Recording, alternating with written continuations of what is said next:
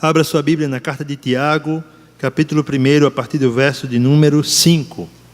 Tiago 1, a partir do verso 5.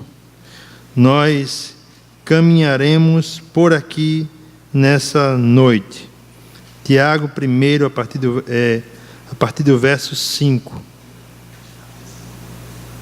Você gosta de cinema? Eu gosto muito. Mas eu também gosto, não só do cinema, eu gosto de assistir filmes e bons filmes. E um filme, na realidade, uma sexologia, eu acho que deve ser essa palavra, que está na minha mente, se chama Rocky Balboa. Se você não assistiu uma saga, né? Se você não assistiu esta saga, você está perdendo muito. E assistir aquele filme sempre me coloca para cima, sabe? Me motiva, né? Logicamente você sai, gente, você assistir Rocky 3 e vê Apollo Creed olhando para Rocky, dizendo: Rocky, cadê o olho de tigre? Como é? Eyes of Tiger, né? Cadê o olho de tigre? Você perdeu o olho de tigre, Rocky. Mas você pode pensar: poxa, que sucesso, foram 6 filmes. Desses 6 você pode descartar o 5º, é horrível. Mas, para não dizer que é perfeito, né? Mas são 6 filmes e agora teve o 7º, que embora o nome não seja Rocky, é a continuação da história deste lutador. O que eu quero dizer é que nós só temos o costume de ver o sucesso. Nós estamos ali e vemos o sucesso estampado. Poxa, o cara conseguir fazer 6 filmes da mesma história, realmente é algo impressionante. Mas você não sabe, por vezes, o que Sylvester Stallone passou. Por exemplo, Sylvester Stallone, ele era pobre, tão pobre, e tinha um cachorro. E para esse cachorro não morrer de fome, ele colocou o cachorro à venda. Ele teve que se desfazer do cachorro. E ele era um ator que fazia filmes pequenos, participações minúsculas. E um dia ele assistiu uma luta de Muhammad Ali, ou Cassius Clay. E ele, assistindo a luta, ele se inspirou não em Muhammad Ali, que literalmente massacrou o adversário, mas no adversário, que mesmo apanhando conseguiu ficar de pé, resistir a tanta pancada. E o que acontece? Sylvester Stallone, ele, naquela mesma noite, escreve o roteiro de Rocky 1, Rocky, o Lutador, que é um dos melhores, assim, eu acho que é o Rocky 1 e o Rocky 4. E quando ele escreve esse roteiro, ele leva até o estúdio, e o estúdio oferece $100 mil a ele. E Sylvester Stallone diz: eu só aceito se eu for o protagonista do filme. O estúdio rejeita essa ideia dele. Mais tarde, o estúdio oferece $150 mil, desde que ele não fosse o protagonista. Sylvester Stallone não aceita. Ele passando fome, gente, não aceita. O estúdio oferece $350 mil. Isso em 1971. Imagine quanto valia. Sabe o que Stallone faz? Rejeita de novo. Ele só queria se fosse o protagonista. Até que o estúdio oferece, se eu não me engano, $50 mil e diz: você pode ser o protagonista dessa história por $50 mil. E ele aceita. Você vê o quanto ele rejeitou para aceitar tão pouco, mas estar ali. Resultado, eu vou dizer a você qual foi o resultado. Rocky 1 ganhou o Oscar de melhor filme em 1972. Sylvester Stallone foi indicado a melhor ator no Globo de Ouro e na Academia, na melhor ator do Oscar também. O filme ganha o Oscar de melhor roteiro. É um sucesso. Mas o que levou Sylvester Stallone ao sucesso foram decisões. Embora esteja aqui evidenciada a graça comum de Deus nessa história, foram decisões muito bem pensadas em momentos de dificuldade. Você sabe quais decisões deve tomar quando a coisa aperta? Você sabe quais decisões deve tomar quando a provação chega? Vamos ao texto. Tiago, primeiro, a partir do verso 5, nos diz o seguinte: se algum de vocês tem falta de sabedoria, peça a Deus, que a todos dá livremente, de boa vontade, e lhe será concedida. Peça, porém, com fé, sem duvidar, pois aquele que duvida é semelhante à onda do mar, levada e agitada pelo vento. Não pense tal pessoa que receberá coisa alguma do Senhor, pois tem mente dividida e é instável em tudo o que faz. Pai, nós te louvamos. Te louvamos porque Tu és lindo, Senhor. Te louvamos pela Tua bondade manifesta em nossas vidas. Te louvamos pela graça que nos alcançou. Agora, Senhor, permita-me ser fiel à Tua palavra, a não me desviar dela para a direita ou para a esquerda, mas que eu siga firme o caminho que o autor bíblico almejou aqui nesse texto, que Tu inspiraste. É o que eu te peço em nome de Jesus Cristo. Amém. Se você se lembrar, e eu espero que você se lembre do culto passado, a carta de Tiago é escrita para crentes que estão passando por duras provações. Na realidade, Tiago vai chamar de diversas provações. Como foi falado, existiam crentes que passavam perseguições pelo Evangelho, que eram oprimidos pelos seus patrões, que não tinham controle da língua, que não sabiam reagir com sabedoria diante das provações. Tiago, no parágrafo anterior, fala da felicidade em passar por provações. Tiago fala do privilégio e do que a aprovação pode produzir em nós de benefícios.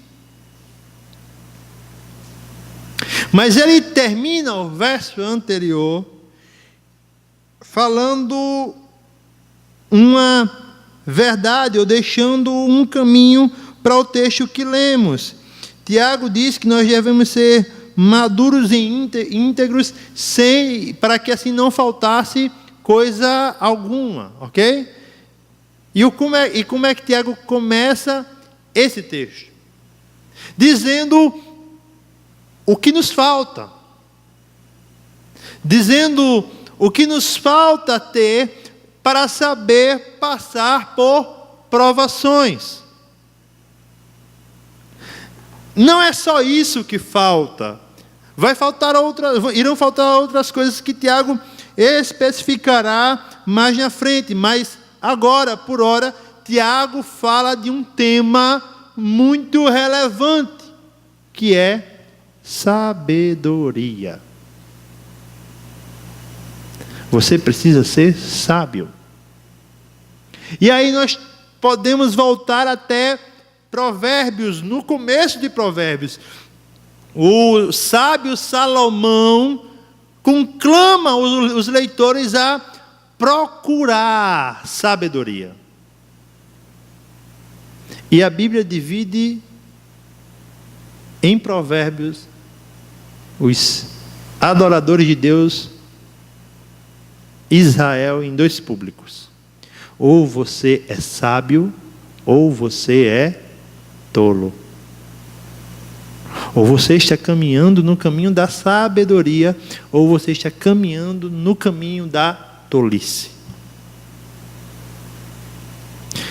E o que eu quero expressar nessa noite para nós é: nós precisamos de sabedoria.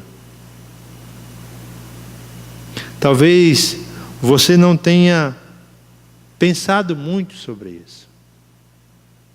Mas qual é o caminho da sabedoria? Qual é o caminho para se alcançar sabedoria? Em primeiro lugar, queridos, o caminho da sabedoria é o caminho da oração. Vamos ao verso 5. Se algum de vocês tem falta de sabedoria, peça a Deus, que a todos dá livremente, de boa vontade, e lhe será concedida. Veja o que Tiago coloca aqui. Ele coloca essa ideia de: se algum de vocês tem necessidade. Pode até parecer que Tiago estivesse dizendo: olha, de repente alguém aí tem necessidade.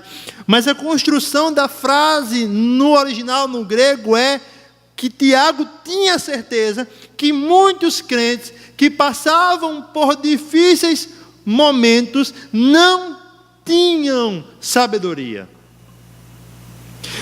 O texto nos conclama uma certeza, a certeza da nossa necessidade em ser sábio.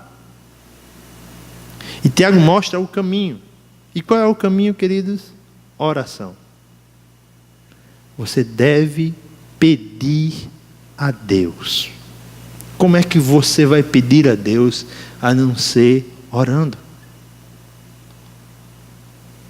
Na realidade, queridos, Tiago conclama a igreja que está lendo essa carta a pensar biblicamente.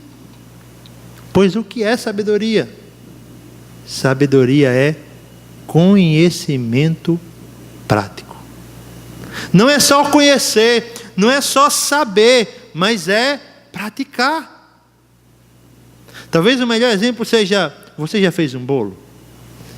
Me diga, se você ficar com a receita na mão, com todo o caminho, mas não colocar a mão na massa, você acha que o bolo vai surgir feito um Pokémon? Pum, bolo está feito aqui. Ó. Vou ler 35 mil vezes essa receita e o bolo vai aparecer. Não, você tem que literalmente colocar a mão na massa e aprender a fazer aquele bolo. E muitas vezes você vai ter que pedir ajuda a alguém. Talvez na primeira vez o seu bolo seja uma tragédia. Seja um bolo pizza, né, gente? Aquele que é tão fino que se você colocar tomate em cima, você consegue comer. É impressionante. Então, assim, eu já comi, gente. Eu digo isso porque eu já comi um bolo pizza uma vez. Misericórdia. Você tem que colocar a mão na massa, você tem que procurar ajuda, porque o bolo tem que sair do papel. Voltando para a Bíblia, eu estou usando cada comparação nessa série de Tiago, eu estou ficando com medo das próximas. Mas voltando para a Bíblia, se você ler a Bíblia, e não praticá-la, você não vai sair do canto. E a capacidade para você ter uma vida prática, para você ter uma fé prática, é sim oração.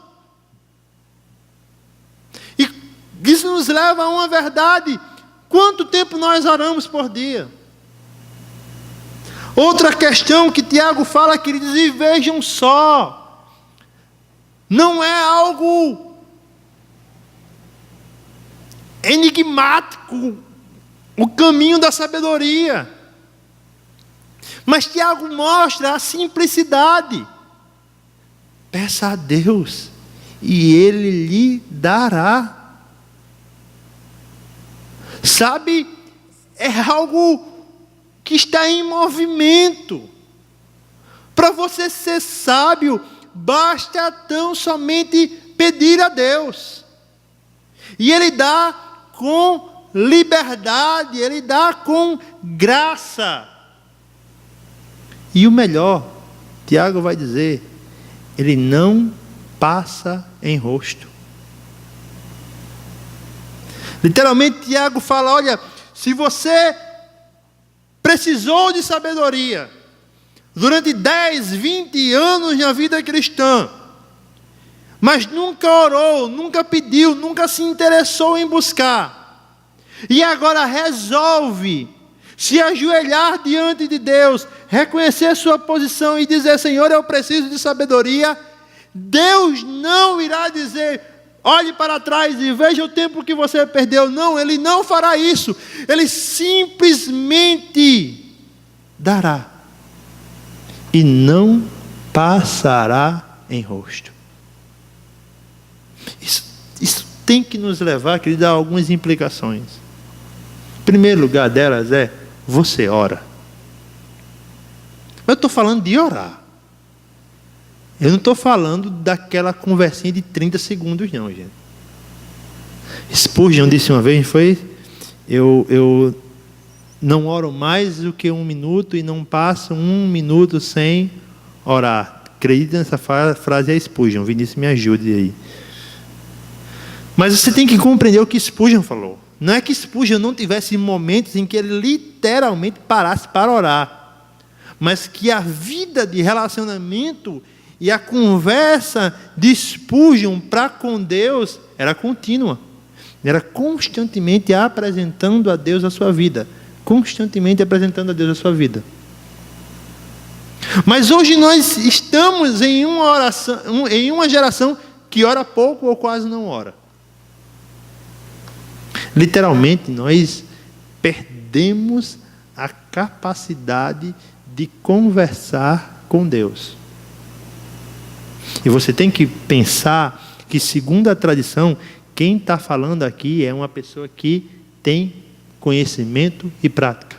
Lembre-se que a tradição coloca Tiago como um homem de oração, um homem que orava tanto, que os seus joelhos ficaram encalecidos, parecendo com um de camelo.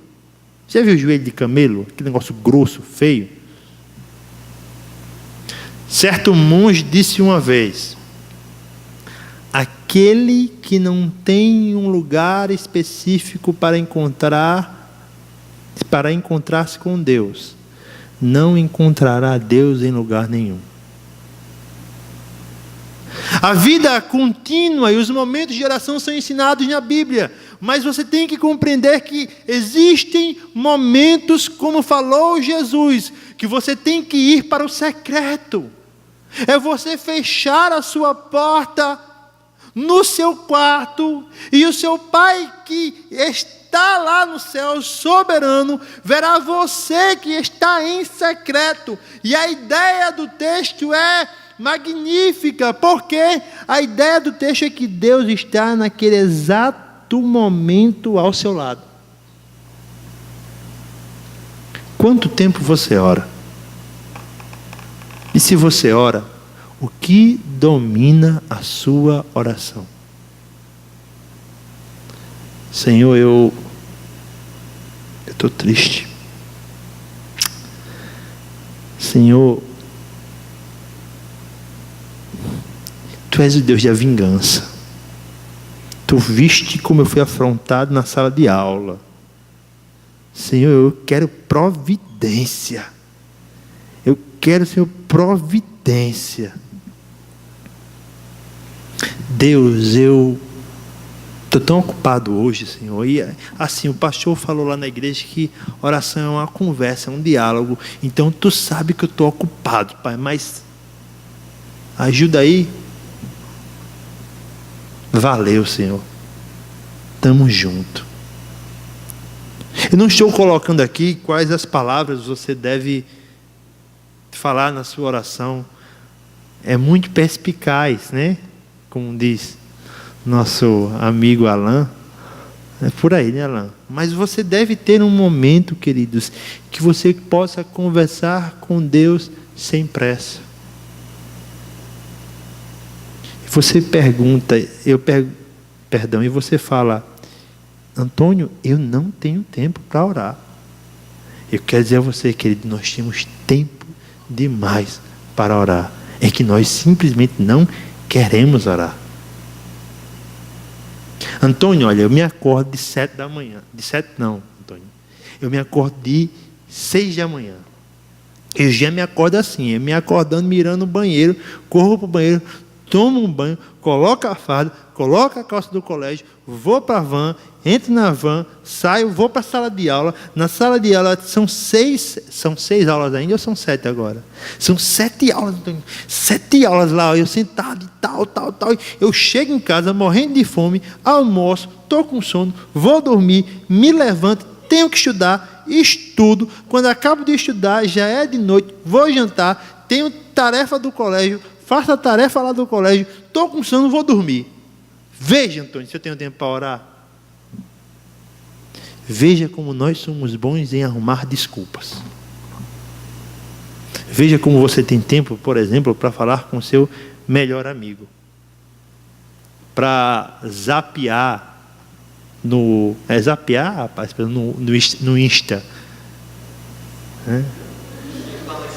No Insta não falam mais zapear, não, gente. Não tem 3 meses que eu aprendi essa expressão. Acredita. Mas você está lá no Insta, né? Com o dedinho, que eu vejo o Ingrid, às vezes ela fica só com o dedinho. Eu não tenho Insta, pelo amor de Deus, mas só com o dedinho lá passando lá. Ó. Veja quanto tempo nós perdemos com isso. Quanto tempo? E se você namora, e alguns aqui namoram, olha aí, eu também namoro, mas veja quanto tempo você passa conversando com seu namorado. Oi, desliga, não desliga você e tal. Meu irmão. Mas pensem bem sobre isso. Quanto tempo nós gastamos e o que domina a nossa oração, por vezes, são desejos errados. Coisas que não contribuem para a glória de Deus. E eu pergunto, quantas vezes nós simplesmente pedimos por sabedoria? Senhor, me ensine a ser sábio. Dá-me um coração que saiba dar a resposta certa, a agir corretamente, a andar corretamente. Segunda implicação, queridos, sabedoria é um ato da graça de Deus. E para crentes. Veja que Tiago especifica bem que Deus dá àqueles que o pedem, e esses que o pedem, você tem que se lembrar que a carta está sendo escrita para a igreja. Deus literalmente age com graça na vida do crente, lhe concedendo sabedoria. Então não pense que Deus não está pronto a lhe conceder essa bênção maravilhosa. E não pense que Deus é um Deus malvado, que na hora que você pedir irá negá-lo. Não, Ele é o seu Pai. E a questão de todas é como nós nos relacionamos com o nosso Pai. Como nós nos relacionamos com Deus. O caminho da sabedoria foi o caminho da cruz de Cristo. Literalmente, Ele teve que morrer para nos conceder sabedoria. E a pergunta, queridos, que não quer calar, por que nós simplesmente não pedimos por isso? O quanto tempo nós investimos no caminho da sabedoria? O quanto tempo nós investimos em uma vida de relacionamento com Deus. Talvez eu e você saiamos de aqui essa noite dispostos a buscar por sabedoria. Ou talvez eu e você saiamos de aqui nessa noite perguntando que horas são e quanto tempo de sono eu vou ter. Que a palavra de Deus promova essa mudança. A mudança para a sabedoria. Literalmente, deixe de ser menino. Deixe de ser criança. Adolescente, deixe de ser criança, seja adolescente. Jovem, deixe de ser adolescente e seja jovem. Adulto, deixe de ser jovem e seja adulto. Mas amadureça, cresça, e para crescer, peça a Deus sabedoria. Ore, ore e ore novamente. Em segundo lugar, queridos, eu e você temos que pensar que o caminho da sabedoria é um caminho de fé.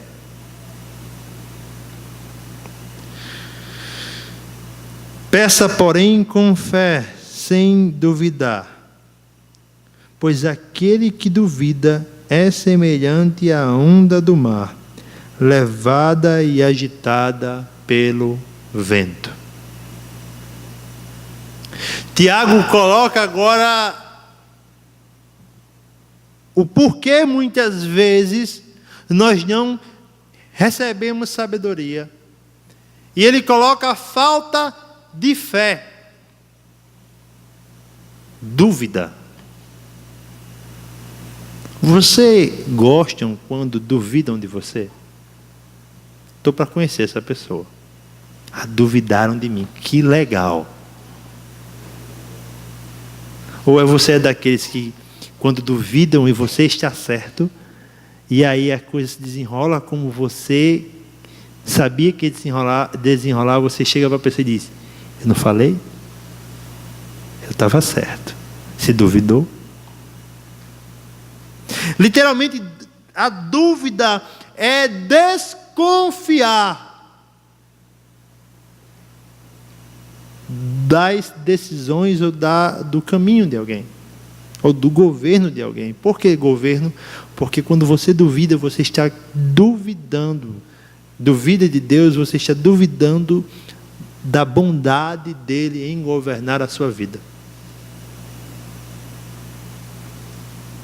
Então, nessa oração não pode ter dúvida. Nessa oração, Tiago fala: olha, não seja como uma onda que é agitada pelo vento. Você já viu, sabe que tipo de onda é essa que Tiago está falando? Eu sei que tem surfistas aqui, né? Mas você já viram um mar calmo? Um mar que não dá onda. Você já viu que de vez em quando surge uma onda que sobe e acaba de uma hora para outra? O mar calmo tem uma teimosa lá que aparece e desaparece. Essa é a ideia do texto. Uma onda inconstante. Alguém que confia nas palavras de Deus até certo ponto, ou que está disposto a obedecer a Bíblia até um limite, que não quer abraçar todo o Evangelho. Na realidade, ela quer ser o crente paz e amor, né? Enquanto o Evangelho não mexe comigo, está tudo bem, está massa demais. Mas Tiago está dizendo: olha, não pode haver isso em seu coração. Ou você acredita em todo o governo de Deus, ou você não vai ser sábio. Literalmente, você tem que acreditar em toda a palavra de Deus, em tudo o que Deus falou, para que você caminhe com sabedoria. E isso nos leva a outro ponto. Além de oração, além de uma vida constante de oração, nós temos que saber orar com fé e orar biblicamente. Como é orar biblicamente? É orar segundo aquilo que nós aprendemos na Escritura Sagrada. E não duvidar dela. É não colocar a Bíblia em xeque. É não colocar a Bíblia abaixo do homem. Não, a Bíblia está acima do homem. A Bíblia está acima do coração do homem. Na realidade, a Bíblia serve para combater o coração incrédulo do homem. Não seja uma onda que aparece e vai embora. Ah, Senhor, eu verdadeiramente creio que Tu és o Filho de Deus e que Tu criaste de forma excepcional o homem do pó da terra. Estava lá o punhado de barro, Tu fizesse o homem, soprasse nas narinas e tá lá, Adão, olha só. 6 meses depois, Deus, então, né? Do barro é complicado. Eu acho que foi do barrinho que fez o peixinho. Não, primeiro que fez um micro-organismozinho, depois virou peixinho, depois macaquinho, até virar um homenzinho. É mais provável. Senhor, tá certo, eu tenho que amar, eu amo todos vocês, mas Senhor, amar meu inimigo, amar aquele que meteu a tapa na minha cara e oferecer a outra cara, Senhor, eu prefiro praticar outro texto, dai de graça o que de graça recebeste, eu vou dar outra mãozada nele. Não é assim. Não é assim. O Evangelho é o Evangelho que salva você, que te muda nas coisas simples, mas através das provações, querido, glória a Deus por isso, Ele mudará os pontos críticos da sua vida. Você é uma pessoa que fala demais, que é estourada, que diz, olha, esse é meu jeito, eu vou e falo na cara e pronto, não gostou, pronto, eu sou assim. Não tem, né? Esse é meu jeito, eu falo a verdade, se não gostar, pronto, vai embora, mas eu sou assim. Com o menino eu não falo por trás de ninguém não, eu vou lá, chego pro boy e digo, é assim, boy, tá ligado? Não, se não gostou, o problema é teu. É justamente aí, seu soberbozinho, sua soberbazinha, e eu sou um soberbo também, que Deus bate, que Deus literalmente tira o nosso chão e nos mostra quem somos. Para que a Bíblia serve? Além de nos salvar, ela literalmente nos transforma através das provações. Você é uma língua solta? A Bíblia vai ensinar você a, como o Tiago vai dizer lá na frente, e você acha que, poxa, que grosseria, está na Bíblia. Tiago vai dizer, coloque arreio de burro na sua língua.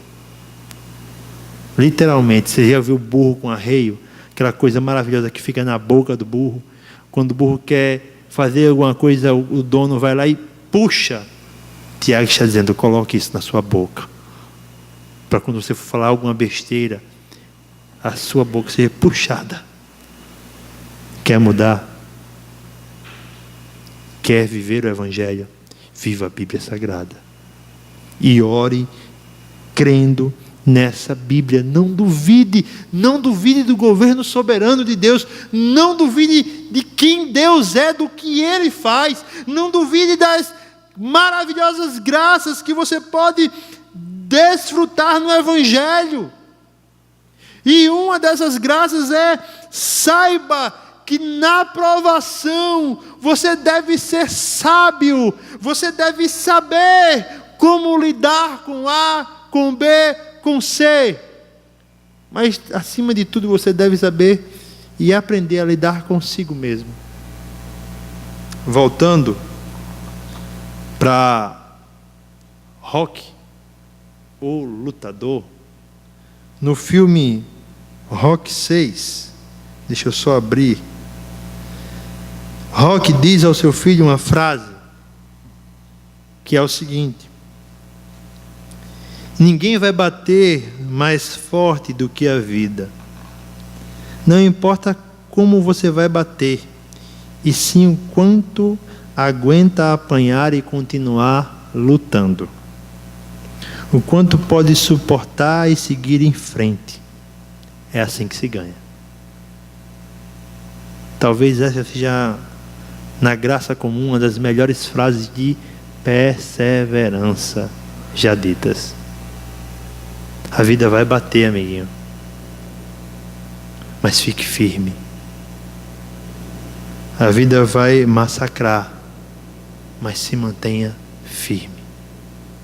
Tenha fé. Não duvide. Por fim, queridos, o caminho da sabedoria é o caminho da oração, é o caminho da fé e é o caminho da constância. Veja só. Não pense tal pessoa que receberá coisa alguma do Senhor, pois tem mente dividida e é instável em tudo o que faz. Tiago diz: você, homem sem fé, você, homem que duvida daquilo que Deus determinou, duvida do governo de Deus, saiba de uma coisa. Saiba de uma coisa: você não receberá coisa alguma do Senhor. Não é só sabedoria, não é só conhecimento que dá a capacidade de praticar, não, é coisa alguma. Tiago está dizendo: a sua oração não é atendida, Deus não ouve você. Por quê? Você é um homem de dupla alma, ânimo dobre. Essa é a ideia do texto. É como se nós fôssemos o Duas Caras de Batman. Você já viu Duas Caras? Harvey Dent? Não viu? Vou melhorar minhas comparações. Caio está aqui vibrando, né, Caio? Ele tem duas personalidades ou dois lados: o lado mal, certo, Caio? E o lado bom. Sendo que tem uma hora na vida dele que o lado mal ganha toda seu domínio. E ele tem costume de jogar tudo na sorte, certo, Caio? O Caio é estudante em batimologia pela UFPB, ele tem conhecimento. O que acontece? É como se você existisse, é como se existisse duas pessoas dentro de você. Uma que quer amar a Deus e uma que duvida do governo de Deus. É como se você quisesse servir a Deus e continuar se servindo. Tiago diz: você não vai receber nada. Sua oração não é ouvida. Você tem que se lembrar do que Jesus falou lá no Sermão do Monte: ninguém pode servir a dois senhores, porque ou vai aborrecer um e amar, ou vai sempre aborrecer um e amar o outro. Quem domina o nosso coração? É você que ainda domina o seu coração? Mas você quer ter uma vida com Deus? Você quer mandar em tudo e no domingo estar aqui com as mãos para cima, balançando de um lado para o outro, com a cara de choro, escutando a palavra e sei que, poxa, que palavra maravilhosa, e pronto. Tiago vai dizer mais na frente: você é um tolo. E ele diz aqui agora: além de ser tolo, suas orações não são ouvidas. tenha um só coração, e que esse coração possa estar voltado para Deus. Tenha uma só vida, e que essa vida possa estar voltada para Deus. Tenha um só andar, e que esse andar seja um andar para a glória de Deus. O que você quer da sua vida? Eu espero que não seja o engano de ter duas vidas. Isso nos leva a também algumas implicações. A primeira delas é: a vida cristã é uma vida totalmente regenerada. O que eu quero dizer, queridos, é que ou você está totalmente em Cristo, ou você está totalmente fora de Cristo. Vocês sabem o que quer dizer a expressão em Cristo? É a ideia de dentro de. É como se você estivesse dentro de Cristo. E é isso que lhe salva. Porque quando Deus olha para você, Ele não vê você. Ele vê o Filho dele. Então, ou você é regenerado, ou você ainda precisa e carece do Evangelho. Não existe um meio crente. Já dizia uma música que vocês não conhecem, de Tonho de Aripibu, que é o quase crente. E no final ele diz: se Jesus voltasse agora, quase que você subia. Ou você dá todo o seu coração a Deus, ou você não receberá nada dele. A segunda implicação é: mate, ou melhor, deixe que Deus mate o seu lado criminoso. Como? Através do caminho da sabedoria, através da prática, através de uma busca que tenha como com Deus uma vida plena. Permita que o Evangelho transforme você. Permita que o Evangelho mude totalmente o seu coração. E eu louvo a Deus, queridos, porque Ele faz isso acima da nossa permissão. E é por isso que é tão bom ser reformado e acreditar nas doutrinas da graça. Porque eu não posso limitar o agir de Deus. Eu só posso ser grato. Você está sofrendo? Pessoas sofrem. O dia foi barra pesada para você? Acredite, foi para muita gente daqui. Mas a pergunta é, como disse Rocky Balboa, até quando você vai aprender, ou melhor, até quando você vai só querer bater e simplesmente não vai aprender a apanhar? Aprenda a apanhar, querido. Aprenda a passar as provações da vida apanhando delas e tomando atitudes sábias para a glória de Deus. Amém?